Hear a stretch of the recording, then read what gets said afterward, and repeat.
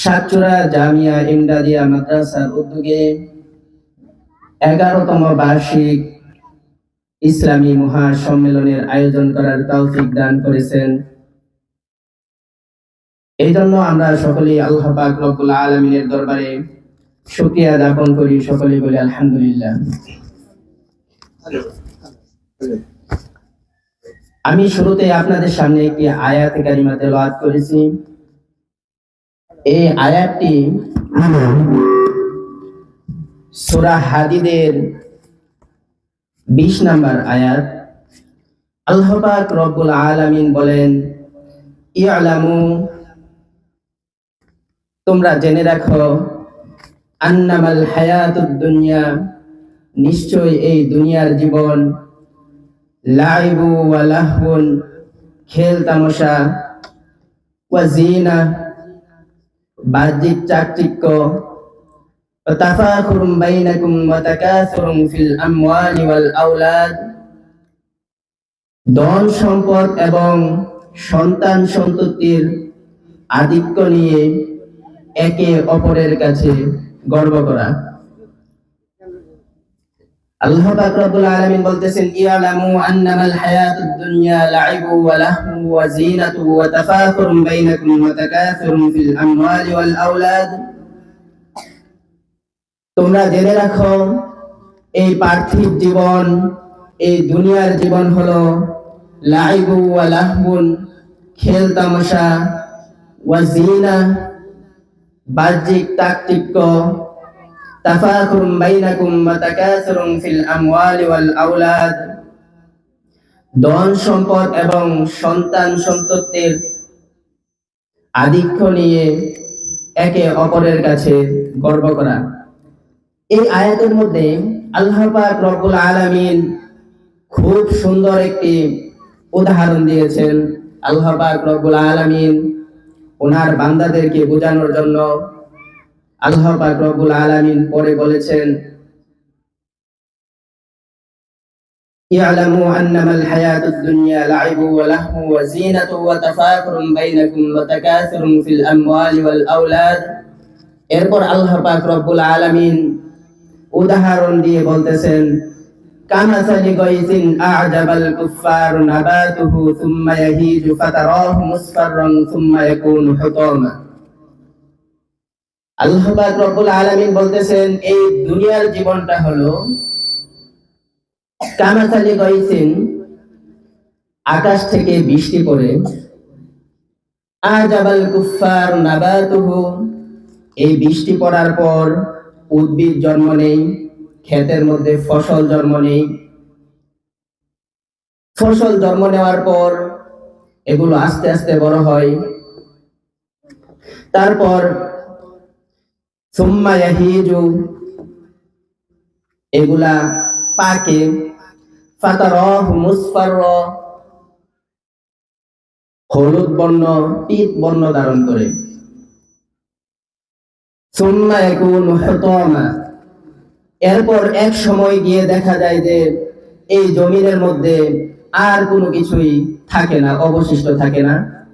তো উদাহরণস্বরূপ আমরা আজকে যে প্যান্ডেলের মধ্যে বসে আছি, এক সময় আকাশ থেকে বৃষ্টি পড়ার পর এখানে কৃষকরা ফসল ফলাইছিল, ফসলগুলো আস্তে আস্তে বড় হয়েছিল।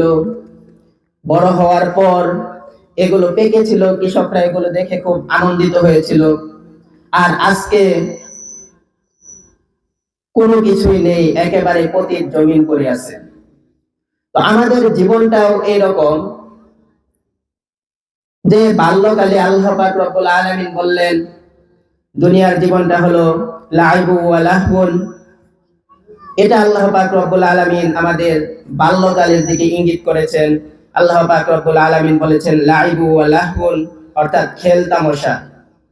আমাদের বাল্যকালটা, অর্থাৎ আমাদের যে ছোট বয়স, যখন 1 থেকে 8-10 বছর পর্যন্ত বা 12 বছর 14 বছর পর্যন্ত আমাদের যে বাল্যকালটা, এই বয়সটা আমাদের কেটে যায় খেল তামাশার মধ্য দিয়ে। এই জন্য আল্লাহ পাক রব্বুল আলামিন প্রথমে বললেন লাইবু ওয়া লাহব, এরপর আল্লাহ পাক রব্বুল আলামিন বললেন ওয়াজিনা, অর্থাৎ বাহ্যিক চাকচিক্য। এইটা বলার উদ্দেশ্য হলো এই বাল্যকালের পরে, কৈশোরের পরে যে কালটা আসে সেটা হলো যৌবনকাল। এই কালে মানুষ শুধু সুন্দরের তালাশে থাকে, চাকচিক্যের তালাশে থাকে। এই জন্য আল্লাহ পাক রব্বুল আলামিন বললেন ওয়াজিনা, অর্থাৎ বাহ্যিক চাকচিক্য। এই সময়টাকে মানুষ শুধু সুন্দরের তালাশ করে, চাকচিক্যের তালাশ করে। তারপর আল্লাহ পাক রব্বুল আলামিন বলেন তাফাখুরুম বাইনাকুম ওয়া তাকাসুরুম ফিল আমওয়ালি ওয়াল আওলাদ। এটা হলো বৃদ্ধকাল। যখন মানুষের বয়স বেড়ে যায়, যখন মানুষ বৃদ্ধ হয়ে যায়, তখন তার গর্বের বিষয় হয় আমার এই কয়টা বাড়ি আছে, এই কয়টা দোকান আছে, আমার 10টা সন্তান আছে, আমার 20টা নাতি আছে। যখন মানুষ বৃদ্ধ হয়ে যায় তখন মানুষদের গর্বের বিষয় হয় এগুলো। তো এই জন্য আল্লাহ পাক রব্বুল আলামিন এই 3টা কালকে উদাহরণস্বরূপ কোরআনের আয়াতের মধ্যে উল্লেখ করেছেন। তো আমাদের যে দুনিয়ার জিন্দেগি, আল্লাহ পাক রব্বুল আলামিন আমাদেরকে দুনিয়াতে পাঠাইছেন। এই দুনিয়াতে আমাদেরকে কেন পাঠাইছেন? তো হাদিসের মধ্যে চমৎকার একটি হাদিস, হযরত আব্দুল্লাহ ইবনে উমর রাদিয়াল্লাহু তাআলা আনহু বলেন আখাযা রাসূলুল্লাহ সাল্লাল্লাহু আলাইহি ওয়াসাল্লাম বিমানকিবি। হযরত আব্দুল্লাহ ইবনে উমর রাদিয়াল্লাহু তাআলা আনহু বলেন নবী করিম সাল্লাল্লাহু আলাইহি ওয়াসাল্লাম আমার কাঁধে হাত রাখলেন। অন্য এক বর্ণনায় আছে যে বিমানকিবিয়া, নবী করিম সাল্লাল্লাহু আলাইহি ওয়াসাল্লাম আমার 2 কাঁধের মধ্যে হাত রাখলেন। এরপর নবী করিম সাল্লাল্লাহু আলাইহি ওয়াসাল্লাম বললেন কুন ফিদ দুনিয়া কাআন্নাকা গরীব আও আবিরু সাবিল। নবী করিম সাল্লাল্লাহু আলাইহি ওয়াসাল্লাম বললেন কুন ফিদ দুনিয়া কাআন্নাকা গরীব, তোমরা এই দুনিয়ার মধ্যে এমন ভাবে থাকো, এমন ভাবে বসবাস করো যেন তোমরা একজন আগন্তুক, অপরিচিত। আও আবিরু সাবিল, অথবা তোমরা একজন মুসাফির। রাসূল সাল্লাল্লাহু আলাইহি ওয়াসাল্লাম বলেন কুন ফিদ দুনিয়া কাআন্নাকা গরীব, তোমরা দুনিয়ার মধ্যে এমন ভাবে থাকো যেন তোমরা একজন আগন্তুক বা অপরিচিত, অথবা আও আবিরু সাবিল, তোমরা মুসাফির। তো এখন প্রশ্ন আসতে পারে যে আমরা এই দুনিয়ার মধ্যে আগন্তুক বা মুসাফির, দুনিয়ার মধ্যে আমাদের কোনো ঘর বাড়ি নাই, আমরা অপরিচিত, তো আমাদের বাড়ি কোথায়? আমরা তো দুনিয়াতে আগন্তুক, দুনিয়াতে মুসাফির। তো আমরা মুমিন, আমরা মুসলমান, আমাদের বাড়ি কোথায়? আমরা মুমিন, আমরা মুসলমান, আমাদের আসল বাড়ি হলো জান্নাত। তো এরপর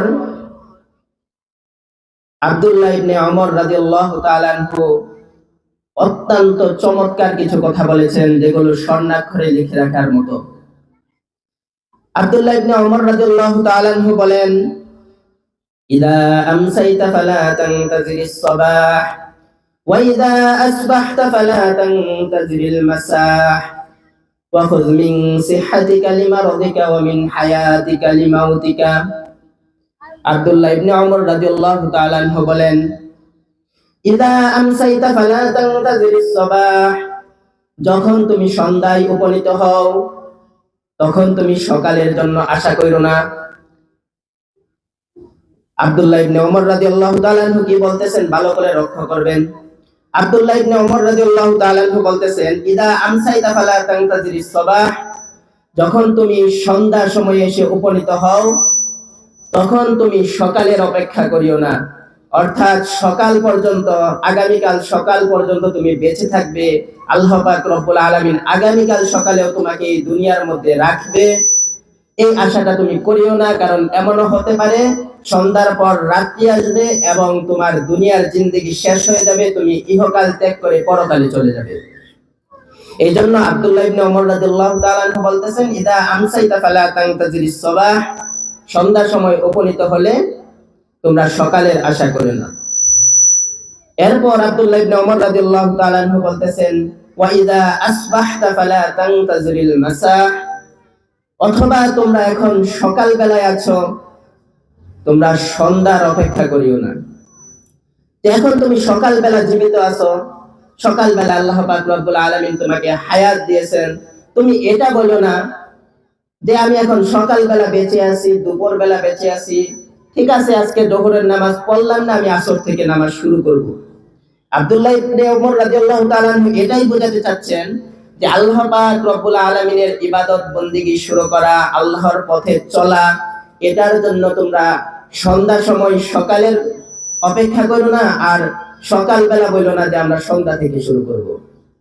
কারণ এই মুহূর্তে তুমি বেঁচে আছো, সন্ধ্যা বেলায় তুমি বেঁচে নাও থাকতে পারো। এরপর আব্দুল্লাহ ইবনে ওমর রাদিয়াল্লাহু তাআলা আনহু বলতেছেন, ওয়াখুয মিন সিহহাতিকা লিমারদিকা ওয়া মিন হায়াতিকা লিমাউতিকা। আব্দুল্লাহ ইবনে ওমর রাদিয়াল্লাহু তাআলা আনহু বলেন, ওয়াখুয মিন সিহহাতিকা লিমারদিকা, যখন তুমি সুস্থ থাকো তখন অসুস্থতার জন্য কিছু গ্রহণ করো। সুস্থ থাকলে অসুস্থতার জন্য কি গ্রহণ করবে? সুস্থ থাকলে এমন কিছু ইবাদত বন্দেগী করো যেগুলো হয়তো তুমি অসুস্থ হওয়ার পর করতে পারবে না। তো আমরা চিন্তা করি যে আমরা অসুস্থ হওয়ার পর আল্লাহ পাককে বেশি ডাকি, বেশি ইবাদত বন্দেগী করার চেষ্টা করি। তো আব্দুল্লাহ ইবনে ওমর রাদিয়াল্লাহু তাআলা আনহু বলতেছেন, ওয়াখুয মিন সিহহাতিকা লিমারদিকা, যখন তুমি সুস্থ থাকো তখন অসুস্থতার জন্য কিছু গ্রহণ করো। তো অসুস্থতার জন্য সুস্থ অবস্থায় কি গ্রহণ করব? মনে করেন যে আপনারা একটা আমল নিয়মিত করেন, যে ফজরের নামাজের পর, সাপোজ ফজরের নামাজের পর আপনারা সূরা ইয়াসিন তেলাওয়াত করেন প্রতিদিন। এটা একটা আমল, এটা আপনি প্রতিদিন করেন। তো এশার নামাজের পর আপনারা সূরা মুলক তেলাওয়াত করেন, এটা একটা আমল, এটা আপনি ধারাবাহিকভাবে করেন। এখন আপনি অসুস্থ হয়ে গেলেন, এমন অসুস্থ হয়ে গেলেন যে নামাজ পড়াটাই আপনার জন্য কষ্টকর। তো যেহেতু নামাজ পড়াটাই আপনার জন্য কষ্টকর, নামাজের পর সূরা ইয়াসিন তেলাওয়াত করাটা হয়তো আপনার জন্য সম্ভব হবে না, অথবা এশার নামাজের পর সূরা মুলক তেলাওয়াত করাটা আপনার জন্য সম্ভব হবে না। তো সুস্থ অবস্থায় যে আপনি নিয়মিত আমলটা করেছিলেন, অসুস্থ অবস্থায় যদি সেই আমলটা আপনি করতে নাও পারেন, তাও আল্লাহ পাক রব্বুল আলামিন আপনার পুরোপুরি, অর্থাৎ সুস্থ অবস্থায় আমল করলে যতটুকু সওয়াব পাইতেন আপনি ঠিক ততটুকু সওয়াবই পাবেন। এটা কিভাবে বললাম আমি? সুস্থ অবস্থায় কোনো আমল ধারাবাহিকভাবে, এই মাইকে ধারা কই এরকম করে গে।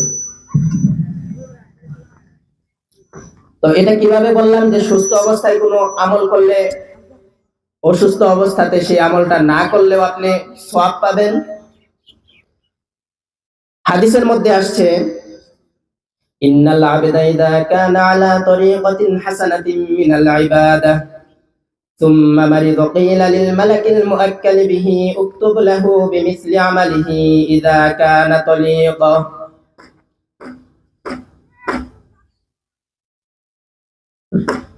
হাদিসের মধ্যে আসছে যে ইন্নাল আবদা ইযা কানা আলা তরিকাতিন হাসানাতিন মিনাল ইবাদাহ ثم مرض قيل للملك المؤكل به اكتب له بمثل عمله إذا كان طليقا।